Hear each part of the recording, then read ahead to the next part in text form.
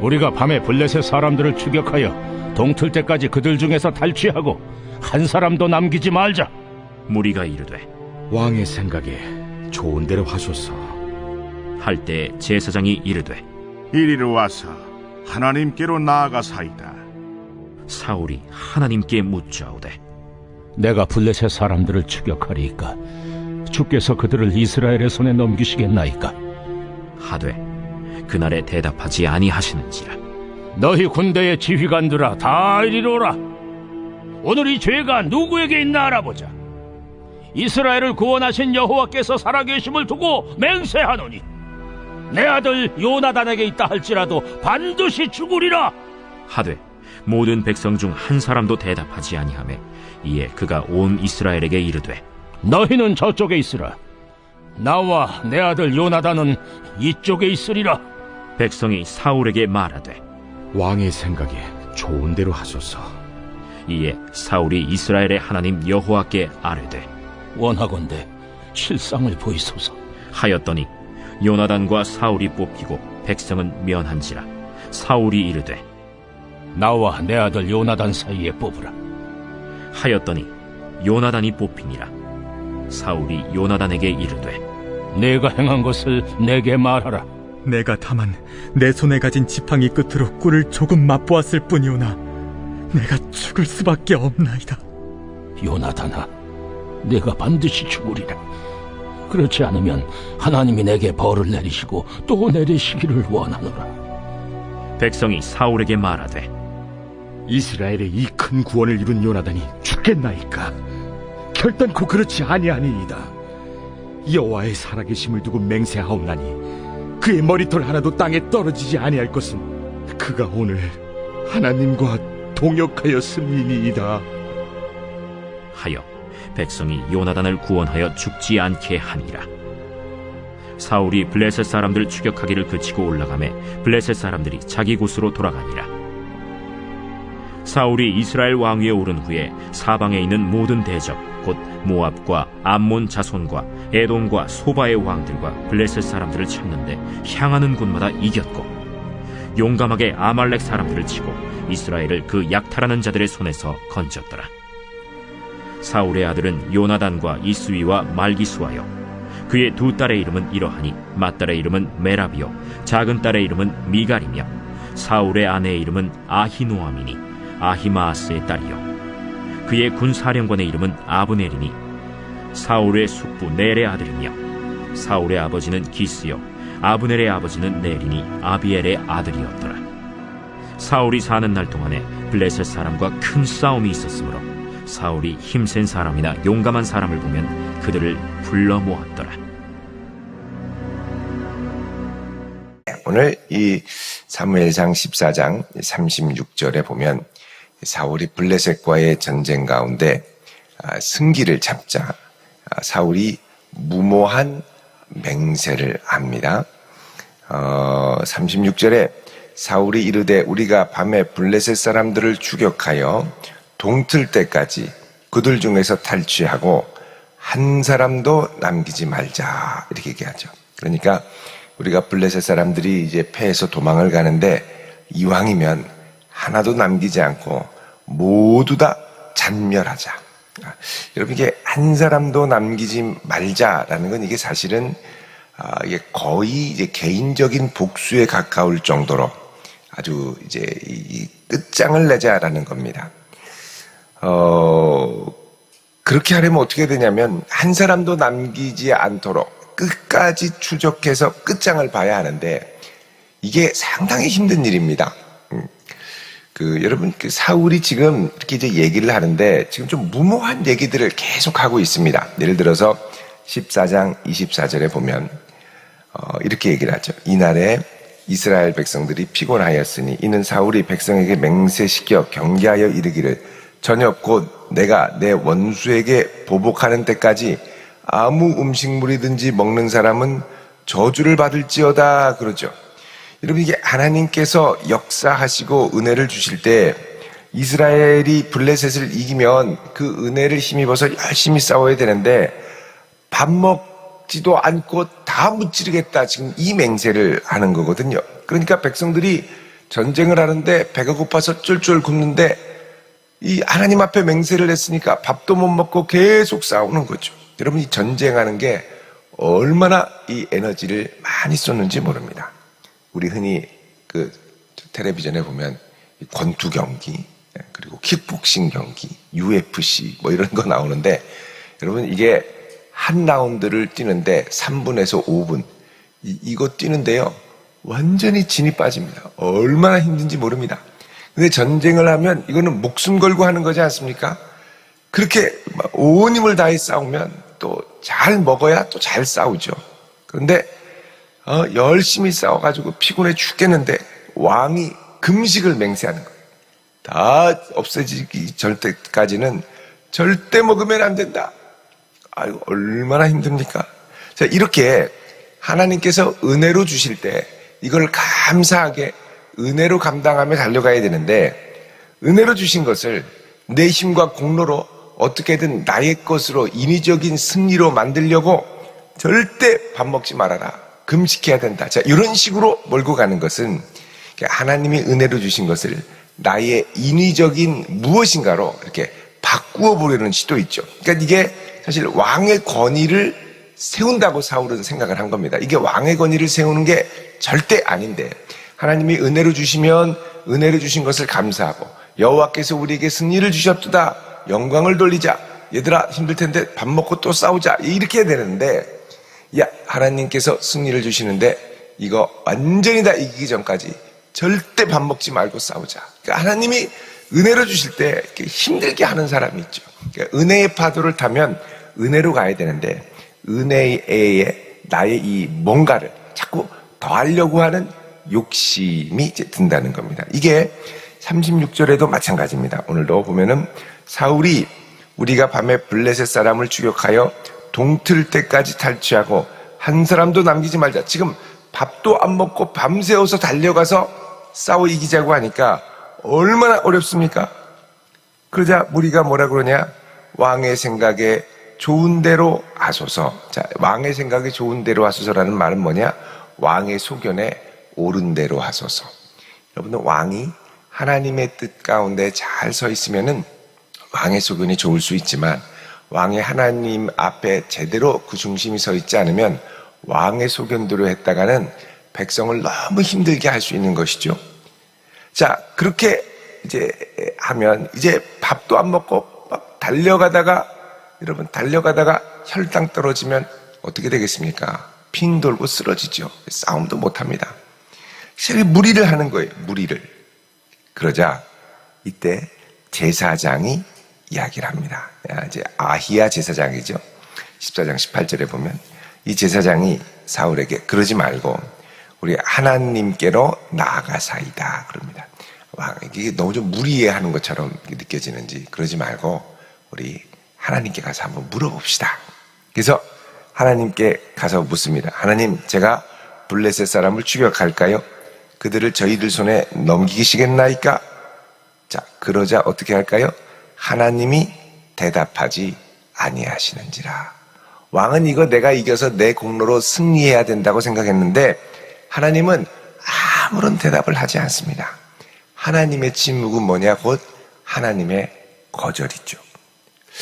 그래서 여러분, 이게 하나님께서 침묵하시고 하나님께서 거절하시고, 그러니까 사울 왕은 다 나가서 싸우자고 했는데 자기가 말을 뱉고 나서 하나님께 물어봤더니 하나님은 거절하시는 거예요. 이게 벌써부터 왕의 이 권위가 이제 꺾이는 거거든요. 그러니까 어떻게 될까요? 당황하죠. 그렇게 되면, 야, 하나님께서 답하지 않으신다. 우리 더 이상 추격하지 말고 밥 먹자. 이렇게 해야 되지 않겠습니까? 그런데 이 사울이 이게 자존감이 좀 약한 사람 같아요. 그러니까 씩씩거리면서 하나님이 내가 이렇게 한다고 하니까는 거절하시네. 이거는 틀림없이 우리 중에 누가 죄를 짓고 잘못해서 그런 거야. 이게 누구 때문이냐? 우리가 가서 끝까지 이겨야 되는데 이게 누구 때문이냐? 이러면서 탓 돌리기로 돌아가는 거죠. 38절에 사울이 말하기를, 너희 군대의 지휘관들아, 다 이리로 오라. 오늘 이 죄가 누구에게 있나 알아보자. 지금 사울은 자기가 망신당한 왕으로서 하나님이 거절한 걸 이제 상황을 모면하기 위해서 어떻게 하냐? 탓돌리기를 하고 그 다음에 죄인을 색출하려고 합니다. 그 이스라엘을 구원하신 하나님께서 살아계심을 두고 맹세하노니, 여러분 이거 보면 지금 사울은 계속 헛된 맹세를 너무 많이 바라고 있는 걸 알 수가 있습니다. 이때도 맹세하고 바로 앞에서도 24절에도 뭡니까? 밥 먹기 전에 밥 먹지 말고 계속해서 끝까지 싸우자. 우리가 이기기 전까지 밥 먹는 사람은 저주를 받을지어다. 지금 헛된 맹세를 계속하고 있거든요. 그러니까 지금 사울이 벌써부터 불안불안합니다. 하나님을 신뢰하는 사람은 이렇게 함부로 맹세를 바라거나 하나님의 뜻을 함부로 단정하지 않죠. 이게 누가 지금 죄져서 그러냐는 거죠. 그러면서 아주 극한 말을 합니다. 내 아들 요나단에게 죄가 있다 할지라도 반드시 죽으리라. 자, 그러니까 어떻게 합니까? 모든 백성 중 한 사람도 대답하지 아니하매. 백성들은 알고 있습니다. 뭘 알고 있습니까? 요나단이 싸우다가 저기 수풀에 가서 보니까 14장 27절에 여기 보니까 지팡이 끝을 벌집에 꿀에 찍고 손을 돌려서 입에 딱 대니까 눈이 밝아졌더라 그러죠. 이 보니까는 이 땅에 꿀이 흐르는데 야 이게 얼마나 좋을까. 이거 먹었는데 너무 좋은 거예요. 먹고 났더니 옆에 있는 사람이 아유 아버지가 말씀하시기를 이거 뭐든지 먹으면 저주를 받는다고 그랬는데요. 그러니까 백성이 다 힘들어가지고 빌빌거립니다. 그러자 이 요나단이 아이고 이거 어떡하냐. 그리고 이제 입을 안 대고 그냥 가서 이제 싸우는 거죠. 여러분 이렇게 해서 이 백성들이 배가 고프니까요. 나중에 어떻게 하냐면 너무 굶주리니까 32절에 탈취한 물건에 달려가서 양과 소와 송아지들을 끌어다가 핏째 잡아먹죠. 핏째 먹으면 안 되는데, 그러니까 이게 너무 굶게 만들어 버리니까 이 약속, 사울의 맹세가 그냥 자동적으로 그냥 깨져버리는 거예요. 그러니까 이게 하나님 앞에 지킬 수 있는 맹세를 해야 되는데 일단 질러보고 보는 거죠. 이게 참 무섭습니다. 일단 질러보고 벌려보고. 그러니까 하나님 앞에, 그러니까 이게 하나님을 신뢰해서 정말 믿음이 좋은 것 같아서 하나님께 맹세를 하는 것 같지만 사실은 지금 이 사울왕은 자꾸 하나님께 맹세를 담보로 딜을 하고 있는 겁니다. 내 뜻대로 하나님이 해주면 주겠다는 거예요. 그리고 하나님의 이름을 함부로 가져와서 헛된 맹세를 바라고 있죠. 화딱지가 나서 도대체 이게 누구 탓이냐? 이 원인자 제공자를 찾아야겠다 해서 기도해요. 사울이 하나님께 기도합니다. 하나님 뭔컨대 실상을 보이소서. 근데 이건 또 하나님이 응답하시네요. 다른 건 응답 안 하시는데 그 뽑고 보니까 누가 뽑히냐? 42절에 누가 뽑힙니까? 요나단 왕자가 뽑히는 겁니다. 지금 사울이 뭐라고 그랬습니까? 요거 요나단이라도, 그죠? 39절에 요나단이라도 반드시 죽을 거다 이렇게 얘기했죠. 요나단이 뽑히니까 너 어떻게 된 거냐? 그러자 요나단이 사실은 제가 뭐가 꿀이 흘러가지고 알지도 못한 상태로 찍어가지고 잠깐 맛봤는데 이거 내가 죽을 수밖에 없나이다. 이게 무슨 말이냐면 보소서 내가 꿀 잠깐 찍어 먹고 모른 상태로 찍어 먹었는데 맹세한 걸 모른 상태로 먹었는데 내가 죽어야 합니까? 이게 영어 성경 NIV에 보면 must I die라고 하는 의문문으로 되어 있죠. Now must I die. 내가 꿀 조금 찍어 먹었는데 이렇게 이것 때문에 내가 죽어야 됩니까? 이렇게 물어보는 거예요. 사울이 요나단아 반드시 죽으리라. 그렇지 않으면 하나님이 내게 벌을 내리시고 또 내리시길 원하노라. 아버지의 아주 단호한 결단이죠. 그러자 이번에 어떻게 합니까? 45절에 백성이 사울에게 전부 때로 덤벼들어서 아니 오늘 이 큰 블레셋과의 싸움에 구원을 이룬 요나단이 죽겠나이까? 결단코 그렇지 아니하나이다. 여호와의 살아계심을 두고 맹세하나니 그의 머리털 하나도 땅에 떨어지지 아니할 것은 그가 오늘 하나님과 동역하였음이니이다. 그리고 요나단을 죽지 않도록 합니다. 결국 사울은 아주 망신을 당하는 거죠. 맹세를 하고 아들을 죽이겠다고 그랬는데 이 백성들은 다 압니다. 오늘 이 블레셋과의 싸움이 요나단의 결단과 하나님을 향한 신뢰 때문에 승리한 것을 알기 때문에 딱 이렇게 이제 막아주는 거죠. 막아주는 거죠. 그러니까 사울이 맹세하면서 죽기를 원하노라. 그리고 막 얘기를 했는데 결국은 백성들이 뭐 똘똘 뭉쳐가지고 하나님의 큰 구원 역사를 이룬 요나단 왕자는 죽을 수 없습니다. 보호하니까 할 수 없이 아무 말도 못하고 46절에 블레셋 사람들 추격하기를 그치고 올라가매 블레셋 사람들이 자기 곳으로 돌아가니라. 결국은요 36절에 했던 맹세 못 지켰고요, 24절에 했던 맹세 못 지켰고요, 그리고 그 39절에 했던 맹세 못 지켰고요. 결국은 이제 자기가 했던 이 맹세, 헛된 맹세를 바라는 왕이 되고야 말았습니다. 여러분, 왜 이렇게 헛된 맹세를 했을까요? 자기가 불안하고 하나님이 충분히 신뢰할 만하지 못하고 그 다음에 자기를 높이기 위한 무모한 열정이 앞섰기 때문에 그렇습니다. 무모한 열정 앞에 하나님 어떻게 하십니까? 침묵하시죠. 그래서 여러분, 우리가 하나님의 침묵이 이어질 때 이게 나의 무모한 열정이 아닌가를 깊이 돌아볼 필요가 있습니다. 무모한 열정으로 막 내가 앞서서 가서 막 하려고 했는데 하나님은 잠잠히 계시고 말씀하시지 않죠. 그때 어떻게 해요? 조용히 있어야 됩니다. 그럼 하나님이 나를 버리신 거냐? 그건 아니죠. 47절부터 보면 사울이 하나님 앞에 무모한 열정으로 헛된 맹세를 하고 하나님의 뜻에 온전히 순종하지 않았지만 그 이후에 모든 대적, 47절에 모압, 암몬, 에돔, 블레셋 갔는데 가는 곳마다 이겼다. 이 말은 뭐냐? 하나님의 손이 함께하며 그를 승리로 이끄셨다라는 겁니다. 52절에 사울이 사는 날 동안 블레셋 사람과 큰 싸움이 있어서 사울이 힘센 사람이나 용감한 사람을 보면 불러 모아서 이제 이 장수들, 잘 싸우는 사람들 인력을 막 확보하기 시작하는데, 그런데 이제 이것이 사울의 하는 일이었죠. 그러나 이제 중요한 건 뭐냐? 사울의 걸음 가운데 하나님이 승리를 허락하셨다는 겁니다. 그러니까 하나님의 은혜가 사울에게서 떠나지는 않은 거죠. 붙들어 주시는 겁니다. 이제 그러면 내가 무모하게 헛된 맹세도 막 바라고, 이게 내가 계속 헛된 실수를 하고 무모하게 막 이 헛된 맹세를 하고 이러는데도 하나님이 어떻게 합니까? 이스라엘에게 구원과 승리를 주신 거죠. 그러면 이거는 사울의 공로와 능력이 아니라 이스라엘을 향한 하나님의 큰 은혜와 사랑과 능력으로 승리를 한 겁니다.